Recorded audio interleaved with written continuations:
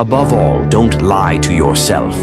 The man who lies to himself and listens to his own lie comes to such a pass that he cannot distinguish the truth within him or around him, and so loses all respect for himself and for others. And having no respect, he ceases to love, and in order to occupy and distract himself without love, he gives way to passions and coarse pleasures, and sinks to bestiality in his vices, all from continual lying to other men and to himself. The man who lies to himself can be more easily offended than anyone. You know, it is sometimes very pleasant to take offense, isn't it? A man may know that nobody has insulted him, but that he has invented the insult for himself, has lied and exaggerated to make it picturesque, has caught at a word and made a mountain out of a molehill. He knows that himself, yet he will be the first to take offense, and will revel in his resentment till he feels great pleasure in it, and so pass to genuine vindictiveness. How can you love yourself when you don't even know which version of you is real? Everyone says only you can truly understand yourself, but how can you understand something that changes depending on who's watching? You have one version for family, another for friends, another for work, another for strangers. When you're alone, you're not sure who that person is. You've created so many versions that you've lost track of the real you. When someone asks who you are, you describe these performances. But that's not you, that's just you adapting. The truth is, you only know yourself through the roles you play.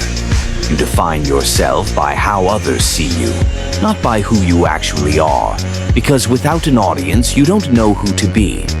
How can you understand yourself when yourself is just whatever version you're performing? The real you might not exist outside of these performances. How do you intend to help your family when you have not yet learned how to govern yourself? You speak of responsibility as if it were a noble title, yet your days are ruled by impulse, distraction, and excuses. A man who cannot command his own habits cannot command circumstance, and a man who cannot command circumstance cannot protect anyone from it. Before you dream of becoming a shelter for others, ask whether you are even a shelter for yourself.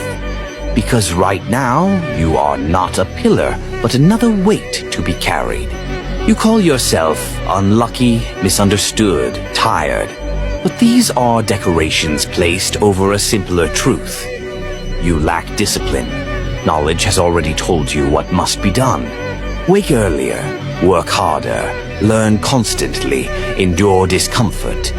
You have heard these principles 1,000 times, yet you treat them like poetry instead of law. This is why nothing changes. It is not ignorance that holds you back, but avoidance.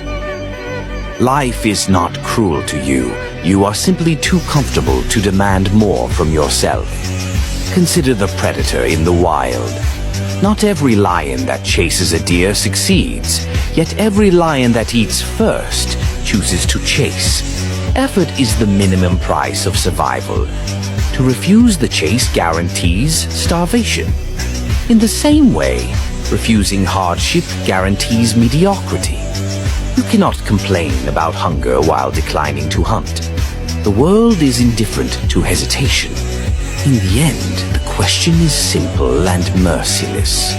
When those you love look at you in a moment of crisis, will they see help or helplessness?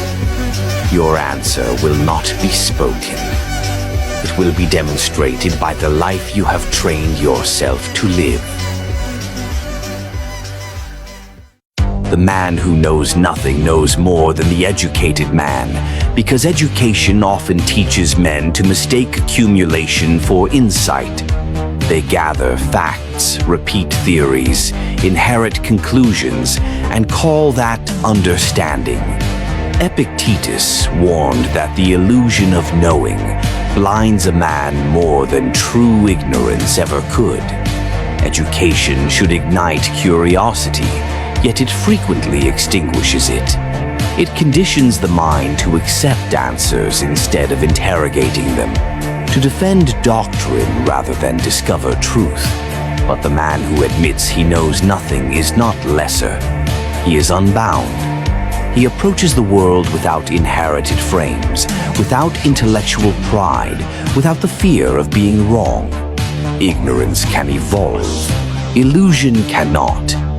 If you want to think clearly, begin by questioning the very knowledge you were told to trust. I used to believe that if I was good to people, they'd be good to me. That if I showed loyalty, I'd get the same in return. But life doesn't work that way. Some people will take your kindness for granted. They'll mistake your patience for weakness. They'll use you, drain you, and then act like you never existed. And I've learned that the ones who truly matter will never put me in a position where I have to question their intentions. So I stopped chasing. I stopped explaining. I stopped trying to prove my worth to those who were too blind to see it. Now I move differently. I protect my peace. I choose my circle carefully. And I never, ever beg for a place in someone's life. Because at the end of the day, I'd rather walk alone than be surrounded by fake love. If you're not following the Vazen, then you're probably never going to see us again. If you are, congrats, you're growing every day.